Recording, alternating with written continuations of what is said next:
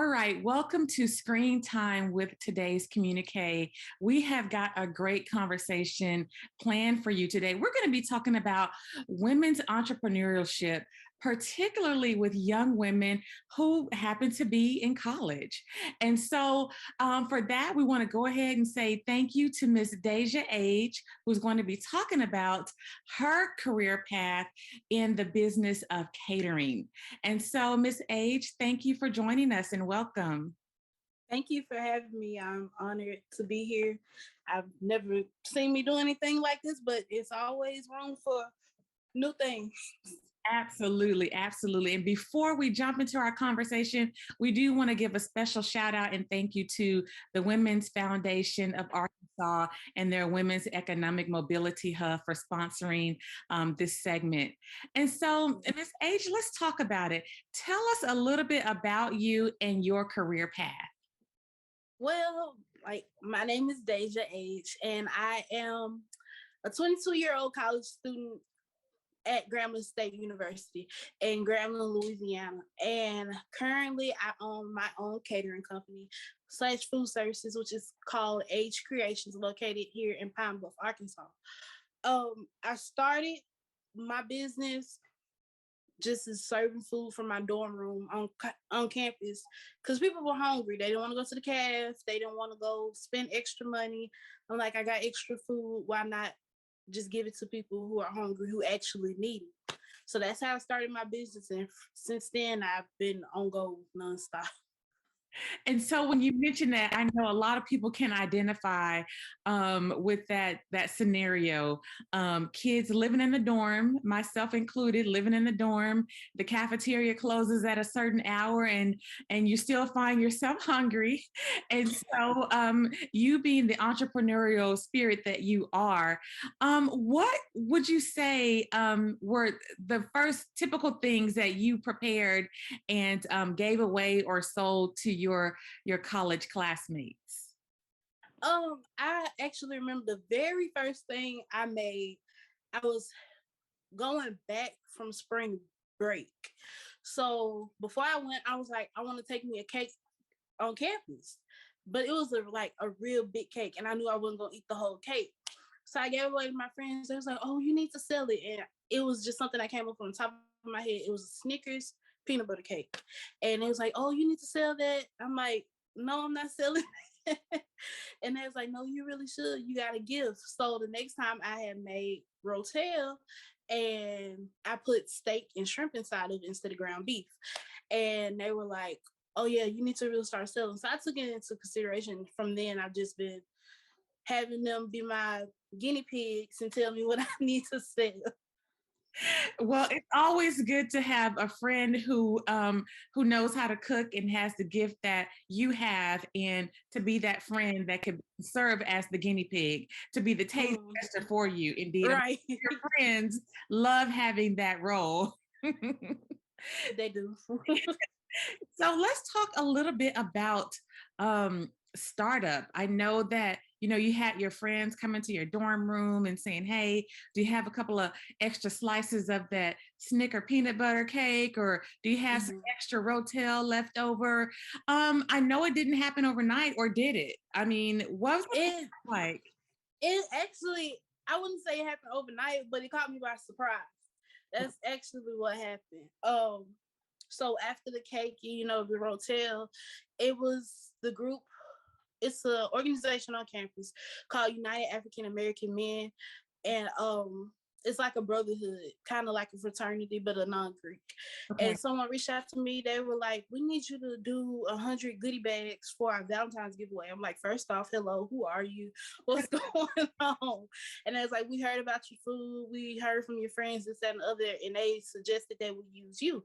And from then, it's just everybody was reaching out and was like, "Yeah, we need you to do this. We need you to do that. Can you make this? Can you make that?" I'm like, "Okay, I think I got this." And that brings up an interesting point. When you talked about the fact that someone on campus approached you and was like, "We need these 100 goodie bags. So I'm sure you could accommodate, but then I'm sure you didn't have 100 goodie bags stashed away in your dorm. I'm sure you had to spend some capital on going to secure supplies and things like that. And so, how did that whole process work? Is it such that, you had some extra dollars stored away, and so you went and bought all the supplies you needed, and then you just priced accordingly? Talk a little bit about how that process worked. So when they let me know what they needed, they just wanted bags full of sweets, and I gave them. I went down my app. I used the Walmart app and whatever grocery store that's in the area, and I priced everything, Okay. including tax, including my time, including putting everything together. But then I know I won't get everything from Walmart as far as the bags and everything. I will use Dollar Tree. So I put everything on the list and I take that into consideration and I break it down and I let them know this is where this is going towards, this is where this is going towards. I give them their invoice and they have a certain amount of time to pay their invoice or I won't be able to do what they're asking for. Mm. And I'm glad that you mentioned that you factored in your time and you assigned a price amount to your time, because we know that a lot of times you can't put a price amount to your time, but your time is worth something, and that you Right. assign a price to that. I think a lot of entrepreneurs, particularly women entrepreneurs, do not assign a price to their time. And I'm glad that you mentioned that, because it's something that that we really need to think about moving forward, particularly women of color entrepreneurs. Right. There is, a dollar amount associated with your time. And I think that if people appreciate you and the work that you're putting into, then they will pay for your time. And thank you for mentioning that. Something definitely. It's no problem. Yeah. You're right. And I didn't know at first until I just sat down. I'm like, okay, I'm charging them for the food prices and everything, but I actually have to go into the kitchen. I have to mix everything together. I have to do this. No one else is doing it. So they need to pay for that service as well. Absolutely. And I know, speaking of the service, um, we're coming out of this COVID-19 pandemic. And hopefully we are on the other side of it. But I know that for the last couple of years, people are really dealing with it. Business owners of color, specifically women business owners of color. Yeah. And so, did you see that there was your business affected in any way during the pandemic, or was this, pandemic a plus to your business? Talk a little bit about that. Well, as far as the pandemic, being 100% honest, real and raw, the pandemic was horrible to my business. It did so bad because a lot of people, they didn't trust buying from everybody because of COVID. They didn't want to get sick. And I couldn't do anything but to accept it because I don't blame people. I don't know what you have going on or anything, but that's when I just basically, okay, I have social media. Let's let people into my home to see how I am so they can actually purchase products and everything. Now, towards the end of the pandemic, I can say around July last year, that's when things got better because we were start working with the Women's Foundation in Arkansas, and I was able to learn different things I've had no idea about as far as money, marketing, and everything. And that helped my business a lot. Even though we're still in the pandemic, it still has helped a lot to me. It still has helped me a lot to, be open and just get more business flowing into my pocket, if that makes sense. Oh, absolutely. Absolutely. I think the term for the last couple of years has been pivot, and lots of people have had to pivot their business in order to survive and continue to thrive and just kind of keep things going. So you were able to pivot by doing some novel things, participating in the Women's Foundation, Women's Economic Hub, and using social media to your advantage. So definitely the word of the day is pivot. It's Right. When you think about pivot, you also think about the term balance. You are a college student who has Mhm. started a business, a successful business. And I know for lots of college students, even back in my day, I wasn't even thinking about owning a business. I was just trying to, figure out what my grades were going to be and how am I going to study for this test, Mhm. that type of thing. But you're doing both. You have a full college. You also have your catering business, and I know that that has to be a lot on times. And so, how do you strike a balance? Um, well, as of right now, I can't say I took the semester off because balance is what kind of got in the way. Okay. But because on top of my catering company, on top of school, I also sell jewelry. So all that into one is just like a lot going on. But when I was in school, which I will be going back in fall, I will be going back. It's just when I was in school and trying to balance a catering company, jewelry, and classes on top of finding a job and working. I had to give me a planner. And when I was younger, I didn't like planners at all.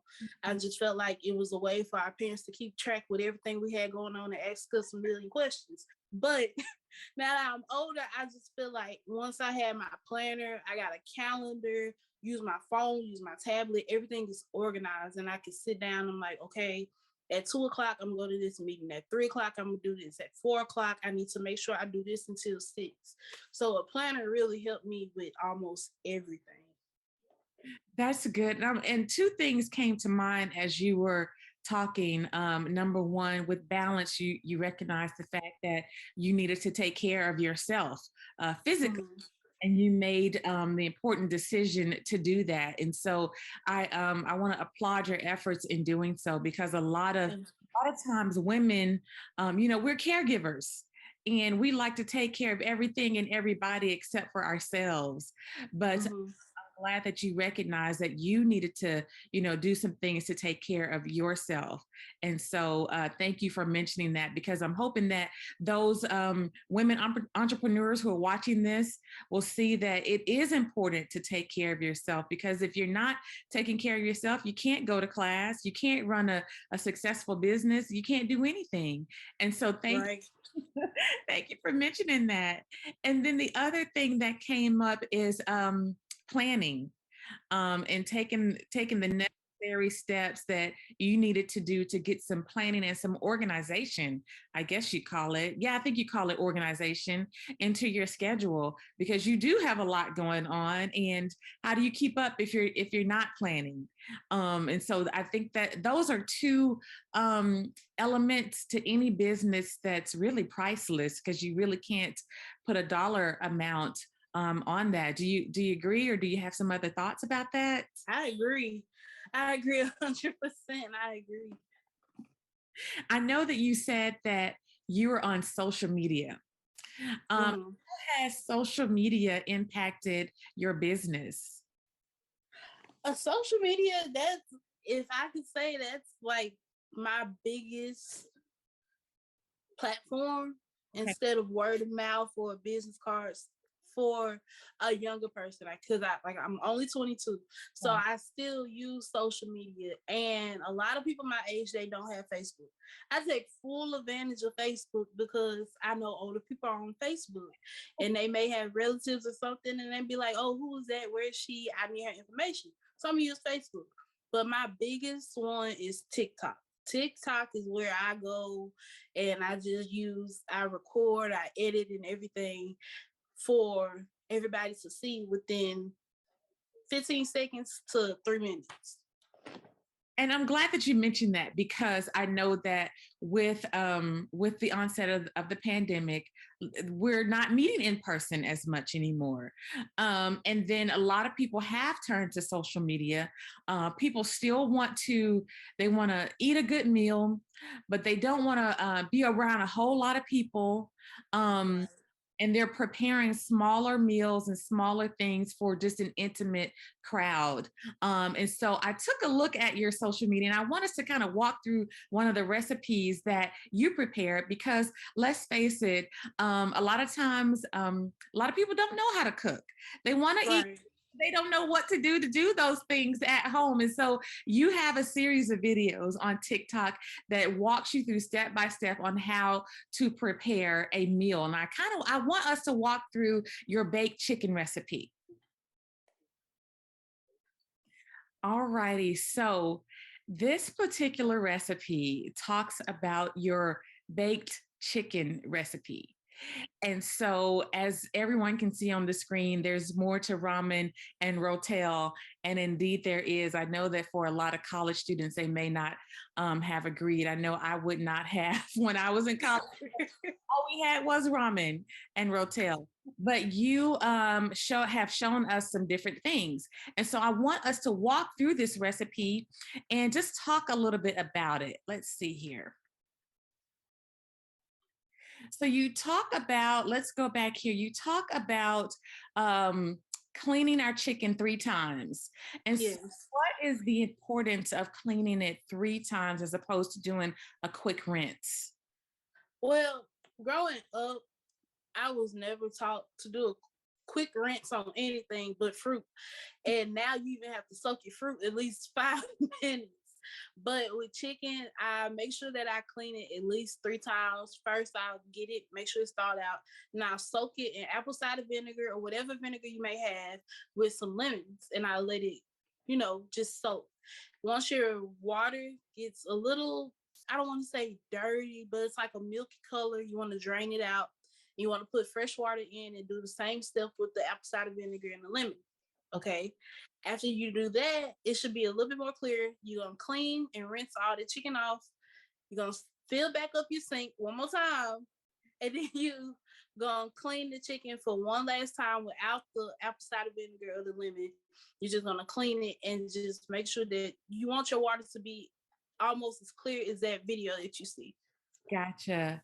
And I'm seeing here that the parts of the chicken that you're using. I see some chicken wings. I see some chicken legs in here. Will this recipe Yeah. work for just about any piece of chicken, or is it that you want to steer towards the darker meat or the white meat, or does it matter? I did the wings and the legs more particular because at that time I was trying to lose a little weight and I didn't want a lot of fried food. So I'm like, there should be another way for me to make wings without putting it in some grease. Gotcha, gotcha. All righty. So let's look and see what else we have here. We're gonna, of course, pat it dry. Right. And I notice here that you have the skin on. Now, is there some truth to the fact that chicken is more flavorful with the skin on versus the skin off? I think it depends on who cooks it, honestly. Because sometimes I leave it on. Like when I do my wings, I leave it on because I like the extra crunch. But when I'm baking them, as far as a chicken breast, a chicken thigh, if I'm not stuffing it, I take the skin off. Okay, gotcha, gotcha. And as we continue to watch here what you do, we see your seasonings, your dry rub that you're using for your chicken. And I see that we have your traditional black pepper, your Mrs. Dash salt-free seasoning, the Tony Saturates, I think is in a lot of people's pantries. These particular seasonings, I think that most people have in their pantry or can easily go and obtain from like your Walmart or your Kroger. Mhm. One thing that sticks out to me is your baking powder. What does the baking powder do for this particular recipe with your chicken? So as far as the baking powder, and don't ask me how I learned this. I think I was just experimenting in the kitchen. But the baking powder is what's gonna add that crunch to your chicken. So instead of frying it with the grease that's going to make it crunchy, you use the baking powder and you'll get that same crunch from the baking powder which you'll get from putting it in grease. Oh, okay, that's a tip for everyone who's watching who did not know that secret of using baking powder. All right. So as we continue, this particular process, tell us what you're doing in this process. Okay, so I have two bowls, one smaller than the other one, but not too much smaller. And on the inside, I have my dry mixture and I have the chicken.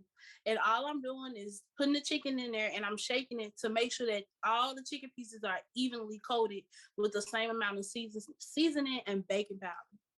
Gotcha. Gotcha. So once we do that, we see that you instruct us to bake at 350 for 40 minutes and then we flip. And so Yes. what would you say is the importance of flipping it midway through the process? Because you don't want one side of the chicken to be, I say, soggy Okay. than the other, because yes, both of them are in the heat, but one is on laying flat and not sticking straight up and down. So it's going to be harder for the other side to get the crispiness if it hasn't been flipped. Perfect. Perfect. And as we proceed through this particular recipe, I see that we have a side dish that we can pair with our chicken wings and chicken thighs and chicken legs. Are these home fries? Yes, they are. And like I said at the time, I was trying to stay away from fried food. So as far as the fries, um, sometimes I leave the skin on, sometimes I don't. In this case, I left the skin on, but I make sure I wash all my food. I wash it and I use the brush to scrub it, and then I cut it into quarters, squares, triangles, whatever you want to call it. I cut it and I boil it for at least 2 to 3 minutes so it can get somewhat soft. Then Okay. once I take it out the water, I put it in an ice bath Okay. to cool it. It's another word for it, and I'm blank. I did not go to culinary school, so. Okay. But once I take it out the ice water, I put it on some paper towels. I pat dry it just like I do my chicken, and I put it through some seasonings. Now, if you follow me on TikTok or any other social media, you know my favorite seasoning of all time is Old Bay. I use Old Bay for almost everything. Okay. And on these fries, we have Old Bay, Tony Chachere's, and garlic powder, I Okay. believe. Yes. Okay. All righty. So we parboil our potatoes. We cut them, parboil them for a few minutes. Mm-hmm. Ice bath to shock them real quick, and then we season them with some Old Bay, some Tony Chachere's, and some garlic, Yes. and then we bake them. Right. Looks like it's going to be delicious. And so we see here that after they've baked, your chicken parts have baked. We flip after 30 minutes and cook for an extra 20 minutes, and it looks really crispy, crunchy. Yeah. So, do you find that there's a different taste or texture with baked fried chicken versus frying your chicken in oil? It's not as greasy as Okay. I can say. And I was like, during that time, I was going through a diet or whatever you want to call it. And I would prefer to cook my chicken like that than to put it in grease. Because Okay. now even the smallest taste of grease from greasy chicken I would get sick. So yeah.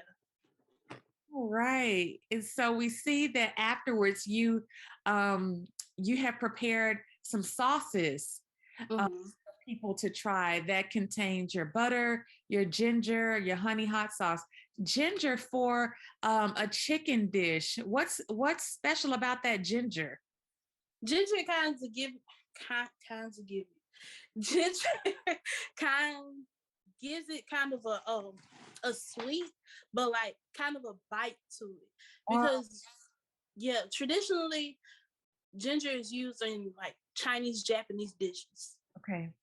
Some reason ginger found a way in my kitchen, and I use it for almost, not everything, but when I find it need be to use, I use ginger. All right. I like ginger myself. And then we have some honey mustard that we've added to the dish as well, 4 spoonfuls. Mm-hmm. And barbecue sauce, more garlic to our recipe. Yes. Then in that case, I had made two different sauces. I had made a honey barbecue sauce, and then the other one was the hot buffalo, because some people don't like hot stuff, some people do. So I just made two different sauces. You choose your own. Right. Have choices. Yes. Right. And then we can see at the end, this is our finished product. Our Yes. fries and our crispy oven fried chicken. It looks delicious. And I know there's Thank you. lots of people out there who are wanting to try this particular recipe itself. Because like I said, a lot of people aren't going out to restaurants, and they're preferring to stay at home and to have those smaller gatherings where you can entertain or be entertained and still provide a nice scrumptious meal for your small gathering. Mm-hmm. So encourage everyone to check out Dazia's TikTok page as well as her other social media handles, and we'll have those listed for you at the end so you can check those out. But let's talk, Dazia. What future plans do you have for your company? As of right now, I know you know, and the other ladies in the group know, I've been working on a hot sauce line. And my hot sauces, I want them to range basically 1 to 7. So 1 being not hot at all, 7 being the hottest you can get. And I'm also working on my butter, my seafood butter. I call it seafood butter, but you can also use it for chicken, beef, whatever you want to use it for. So that's what I'm currently working on. And I also am working on getting different partnerships with different companies around Arkansas. Cause what was last week? The Super Bowl was last week. Yes. Yes. And I did my first event for the year. I catered an event at the Culture Cigar Lounge in Argenta in Little Rock. Yes. Wow. So what was that experience like? Your first one catering. Tell us a little bit about what that experience was like for you. To say it was Super Bowl, it was kind of big because I've done big before, but that one I'm like, okay, these are not college kids, everybody's older than me, so I have to, I always put my A game on, but this time I feel like I need to put 3 A's on so it could be the top of the top. And it was a lot, but I did it. I made it work. Well, congratulations. Just the fact that Thank you. you put yourself through that process and coming out on the other end, and you're ready for another big event, I'm sure. Yes. So here's a final question for you. What bit of advice would you give to a young college student like yourself who's in school but has that entrepreneurial spirit, who wants to get out and start their own business? What advice would you give to another young person, young woman of color who's in college and wanting to start her own business? What would you say to her? I would tell her to, I wouldn't say just go for it. I wouldn't even just say, if you feel right, then do it.